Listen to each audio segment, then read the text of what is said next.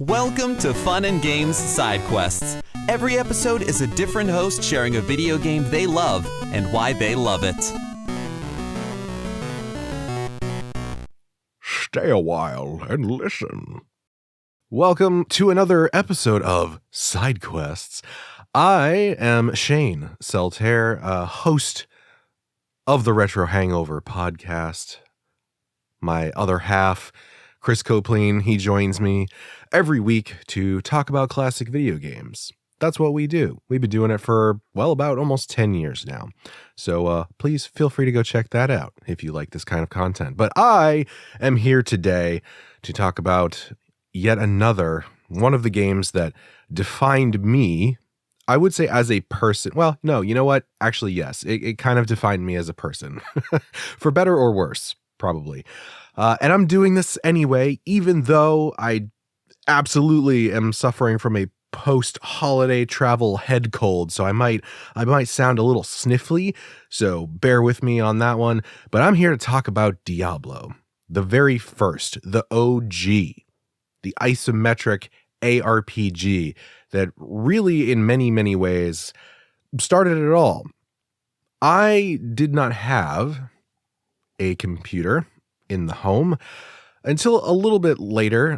This is for those of you listening who are not as wizened, experienced perhaps, and other euphemisms for old, as we are, as I am, then you may not have been around to experience that which was the family PC. But it was a thing. It was back when PCs were newer and expensive enough still that having just one in your home for everyone to use was very common. It would be like you'd be the rich kid on the block if everybody had their own computer. That was just not a thing that happened. And so one of my experiences, along with some of the other games that I know I've talked about a lot over the past decade or so on our own show, that really sort of pulled me into PC gaming. Because up until that point, and this was like about to mid to late 90s, I had been a console boy, like exclusively, pretty much just Nintendo, with the exception of the Sega Master System. And so Diablo was one of the things that really sucked me into PC gaming. And I was there like almost exclusively. I didn't even own a console again until I picked up an Xbox 360 like years after it had already released. So this was something that, had a profound impact. And if I had to highlight, I suppose, the two things, like if gun to my head, if I had to tell you what is it about Diablo 1 that makes it so special to me, first and probably foremost would be just the ambiance. The game just oozes with dread and just this ominous vibe, and it just permeates everything in the game. And the second thing would be the gameplay loop. It is so simple and straightforward, but so like, goblin brain, like shiny things, simple and satisfying, that there's a reason that I go back and play this game just about once a year. And I have for basically my entire life. Since I played it for the first time, I go back and replay this game almost annually. And I know that's probably sacrilegious for some folks because a lot of people, kind of hold up Diablo 2 as the pinnacle of the Diablo series and action RPGs in a lot of ways. But if I really sit down and think about it, Diablo 1 is the one that I always tend to go back to. And it really is because of that simplicity. I don't have to go and look up a build guide to figure out how I'm going to, allocate my skill points to be a Frost Orb Sork or something and not totally fuck my build up. You just sit down and play. I mean, there's certainly ways to optimize your character, but you don't really need to have that to have, a good time with it and to beat the game, really. And that's something really special. To just be able to jump into a game. And that sounds silly, but that was something, that I feel like has been lost along the way, where games tend to get so overly complex that you have to go and look up some strategy guide or something that somebody put together just to feel like you're doing the air quotes right thing. And with Diablo, you don't really have to do that so much. And it's a great feeling to just be able to just jump into something and have a good time. And so, as I said, I didn't get this right on release. It was around circa 1996 or so. I think it was a couple of years after, if I recall correctly. But man, just it was so different from anything I had ever played before in almost every way. I was never much of an RPG guy, or kid, I suppose, just because those were not super common, I guess. I mean, there were plenty of JRPGs and stuff for the Super Nintendo and things like that, but I just, those never sort of like infiltrated my friend group or my family, or I just never really saw them that much. And so video games to me were Mario, right? Just like platformers, like that sort of straight up video game ass type video games. I mean, I played shmups for sure, like Life Force on the NES and things like that. But I guess the more like arcadey type of things, which was more prevalent back in the day, right? So I guess that makes sense. But sitting down and popping in Diablo, I mean, right from the get, man, even the install menu, just Diablo is just right there when it pops up. And it's just, you get these thundering drums and then him just laughing in your face. And you're like, oh, okay, I'm in for some shit. And that sets the stage. And then from there, you get the intro cinematic, which was mind blowing for me at the time. And it was so dark. I mean, the crows like picking the eyeballs out of the corpses in this like abandoned village where it looks like a plague swept through, and then just like the crescendo at the end of it with all these demons popping out of portals and like coffins opening, and then Diablo coming out of the darkness and screeching at the camera. Holy shit, dude. It was like nothing I had seen before.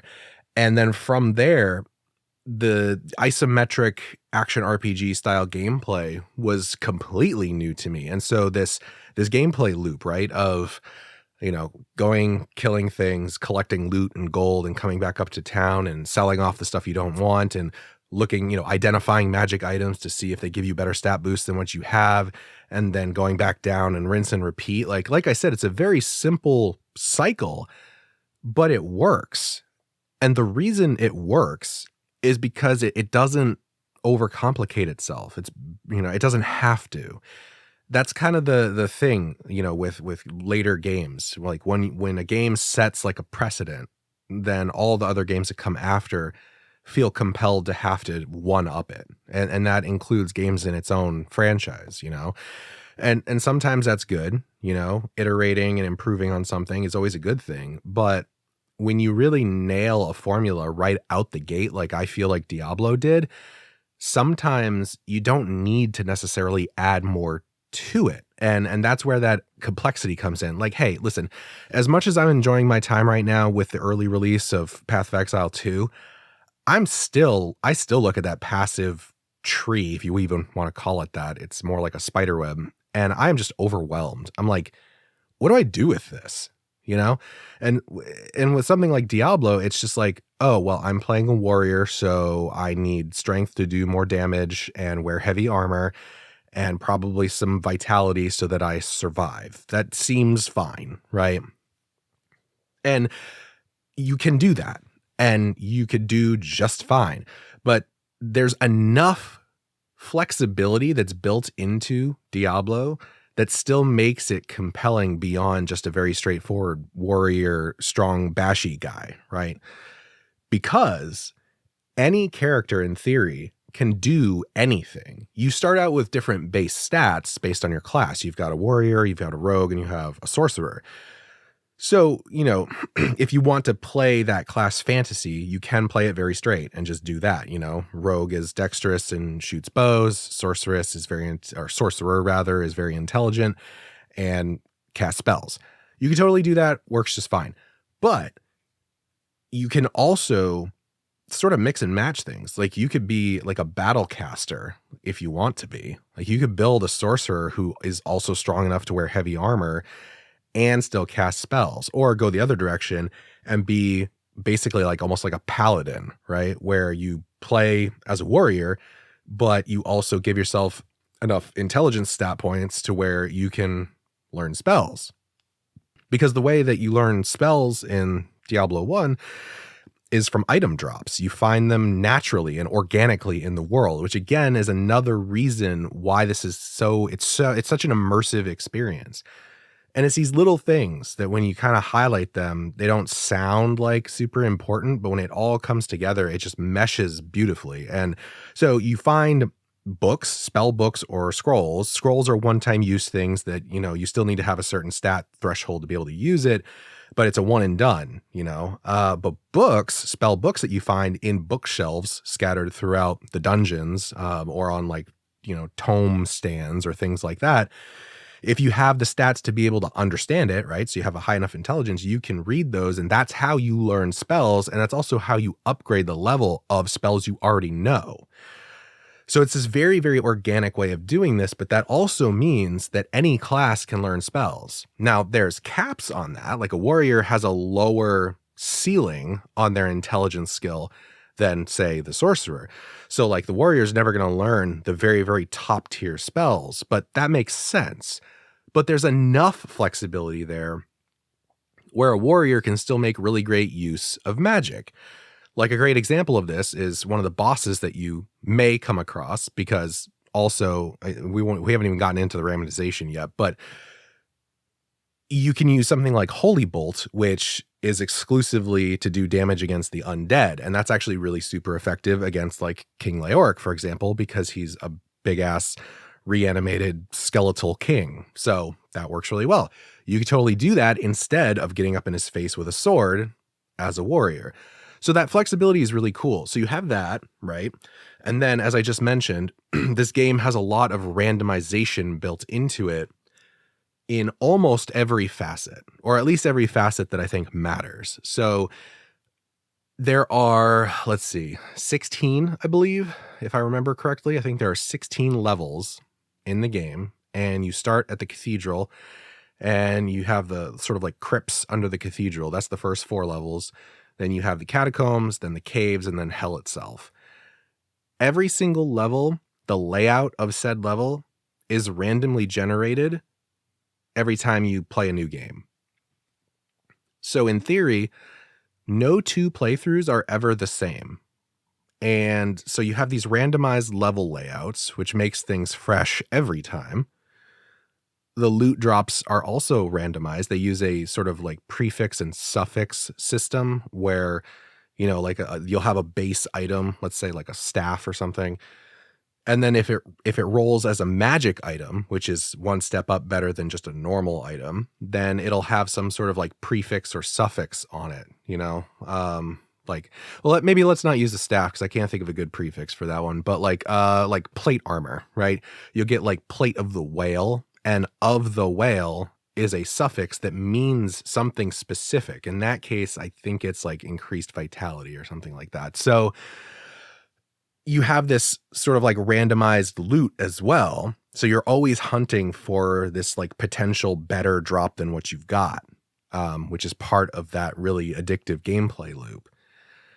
And then in addition to that, the quests that you come across in each playthrough are also randomized. So you'll never necessarily get the same set of quests every time. I mean, there's a smaller pool of quests than there are potential layouts of levels. So you'll probably, if you play enough, you'll end up with a run where you got the same kind of like set of quests or whatever. But that's also randomized. So for example, there's a quest where the town's well is poisoned. You may not get that. And then the well is it looks fine. It's just blue water and no one says a damn thing about it.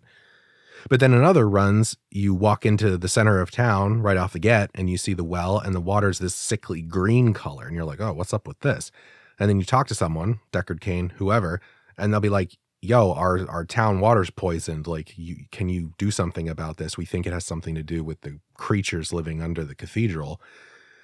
And so that's your quest. So this is all to say that they did this really ingenious thing where almost all of the like important mechanics and the nuts and bolts of the game are all randomized in a way that promotes replayability. And it does it exceedingly well. And this is why I go and play it, like I said, almost at least once a year, because it's just that much fun. It's like one of my cozy games. You know, if you're a gamer, then chances are pretty good you probably have one of those where it's like, or at least a couple of those, where you're just like, well, you know, I could go play this new game and learn this whole new thing, but you know, I just want to play something that makes me feel good and that I can kind of turn my brain off because I know how it all works. And I just need some Zen time, right? Just zone out. Diablo is that for me. I can just sit down and it just makes me just feel good. Like it's just a real cozy feeling, which is kind of funny when you think about the actual setting of the game with a town overrun by demons and death and destruction and all that. But, you know, we don't need to dive too deep into that. We don't need to psychoanalyze that one too much. Anyway, point is, you know, there's so much going for it. And there's a reason that it kind of laid the groundwork for pretty much all action RPGs to follow.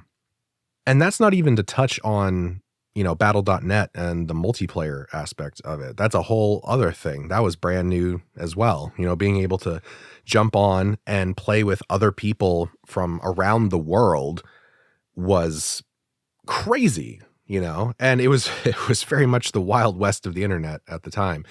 And battle.net was definitely no different, but the majority of my time was just played single player. And yeah, that I feel like that gives a pretty good overview, I think, of why Diablo is so important to me personally. I could certainly go and geek out on it probably for another 2 hours. And in fact, I have. So, you know, you can listen to our content about it, or you can go and check out some of our friends. I've also done guest spots talking about Diablo because it's one of the ones that I could crack on about for a long time without any hesitation. So anyway, if you're interested in that, please go search that content out. But hopefully this suffices for a side quest. Once again, I have been Shane Selterre of the Retro Hangover podcast. I hope you enjoyed listening to this one. I may be back again in the future for round 3.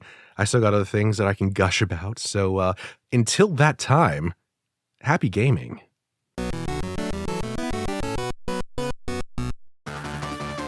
In a world where there's often 60 plus years of history to worry about, how can you quickly get into a new comic character or franchise? If you're like me, then you turn to video games. But how well does that work out? In some cases, pretty well. In others, it's a giant disaster. But how can you know which games will set you on the right path, and which games will just leave you more confused than you were before? Play Comics is the show for you. I'm Chris, and each episode we take a look at video games based on comic properties and how well they stick to that source material. So listen in and get the scoop on which games are worth your time over at playcomics.com or wherever you find your favorite podcasts.